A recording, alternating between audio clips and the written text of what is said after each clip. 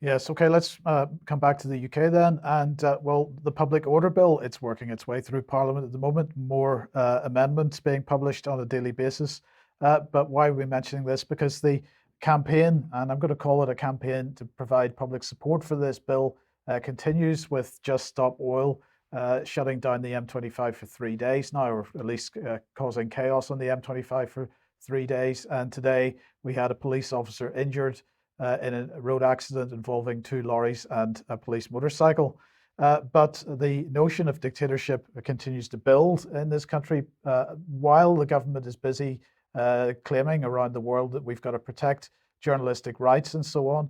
In the UK, journalists are being arrested for attempting to cover Just Stop Oil's protest. So this is Rich Felgate tweeting out yesterday, myself, a documentary maker, filmmaker Tom's Dinner, a press photographer got arrested by Hearts police while filming Just Stop Oil protest from a public footbridge over the M25. So let's have a look at the little video clip that was embedded in that tweet, and you'll get an idea of what happened.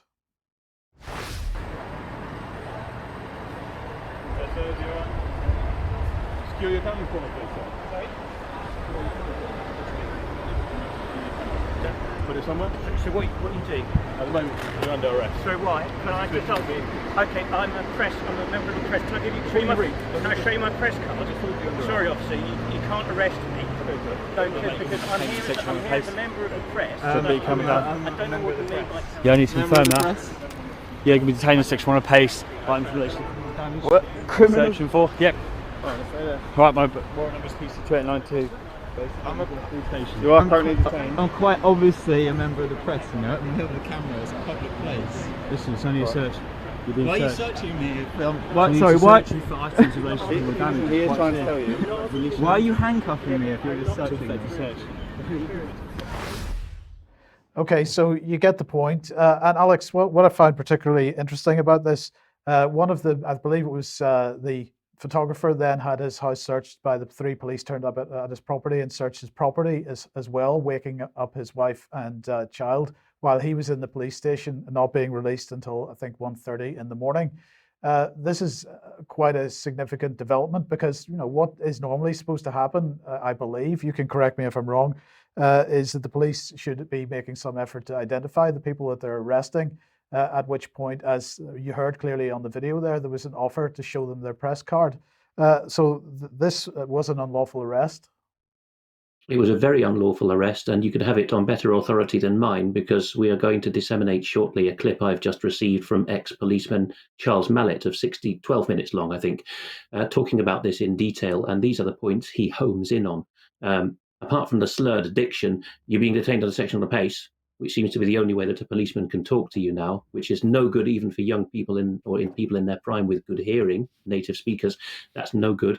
But the key of it is Section 1 of the Police and Criminal Evidence Act 1984 doesn't allow arrest.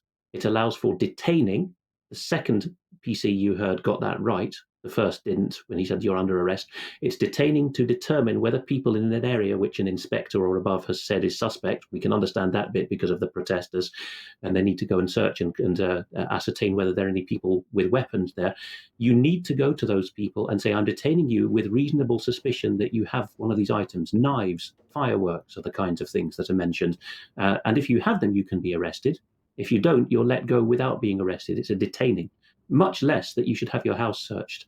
But as Charles says towards the end of the clip we'll be disseminating, there may have been confusion here, terrible training by high command, which is something Charles deplores more generally, political priorities, and it's very easy to sway the police into action by being a loudmouth protest with a good media team behind you. But the core of it is this house search. Where does this arise from? Even at a stretch, it would be hard to justify it under any part of the old legislation pace, but you've shown recently all the dictatorial measures. One of them is the Police Courts Crime and Sentencing. It's an act now. That, in I think Section 56, does allow for more nastiness to happen if people have been supposedly unlawfully protesting, the criminalising of protest, which went on recently. But this is all a complete mess, extremely bad training. Perhaps there's a silver lining, Alex, is I wonder whether incidents like this are actually finally going to wake up other members of the so-called mainstream media and press to understand that their liberties are being stripped away with everybody else. You know, if you're a Daily Mail reporter or maybe even a BBC reporter, it does not automatically mean that you are going to be protected from the police abusing the law. We'll see. Well, it has, and some of the journalistic organisations have already been quite vociferous in their opposition to it. But Alex, sticking with the idea of dictatorship, let's have a look at national identity.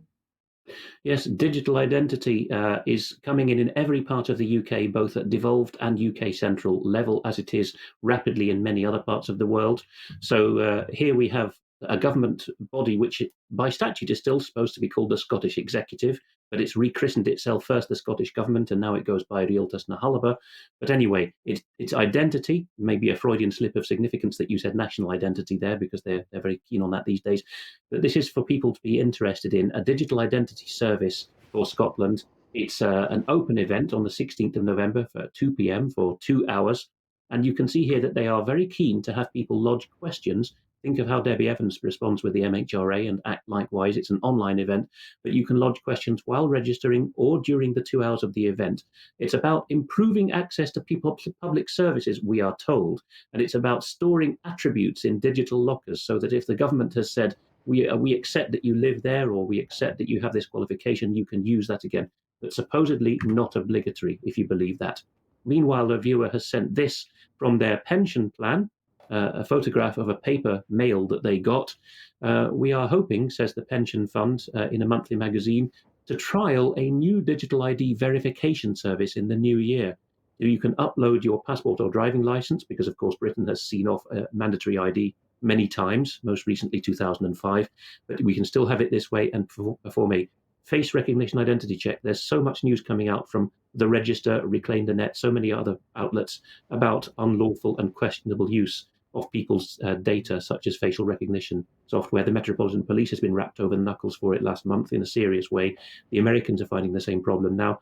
But there we are. And Forbes is announcing, as a quality magazine, so you should take note that the UK has announced initial steps for a UK-wide national digital identity. The DCMS is the governing department for that. It's going to promise to make digital ID as secure as passports and driving licenses. Tap that again and you will see that the first step is that there's going to be yet another office. So just like Ofsted and all the other things that we know about, there's a new one, ODIA, a significantly named body. The ODIA, the Office for Digital Identities, will certify people with a trust mark. Britain has long had such a thing as a kite mark. And this will say basically that you're an approved part of the public-private partnership, the global G3P, as Ian Davis would call it. And to do this, says the British government, it will bring forward legislation, but it hasn't committed to when the parliamentary time will be allowed, will be found for it, to establish this. It will also create a legal gateway, and here's the real money. This is where you can really coin it as a retired politician or a civil servant, to allow trusted organisations to do verification checks, to say that people are who they say they are. So the government will be paying using your money for that. If you believe that's about easy users' access to services, I may have a bridge to sell you. Indeed. And I'm sure lots of people will be buying it as well, Alex.